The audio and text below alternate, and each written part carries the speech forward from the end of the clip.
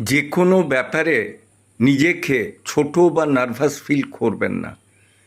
যদি আপনার ওরকম কোনো সমস্যা থেকে থাকে, প্রথমে মনকে সেখান থেকে সরিয়ে নেন। দ্বিতীয় হচ্ছে, আপনি রিভার্স গুনুন 199, 98, 97 করে, অথবা আপনি অন্য একটা দিকে মনকে স্থানান্তরিত করুন। কারণ যখনই আপনি মনকে সেই জায়গার থেকে নিজেকে ছোট মনে হওয়ার থেকে সরিয়ে রাখতে চাইবেন, আপনি পারবেন।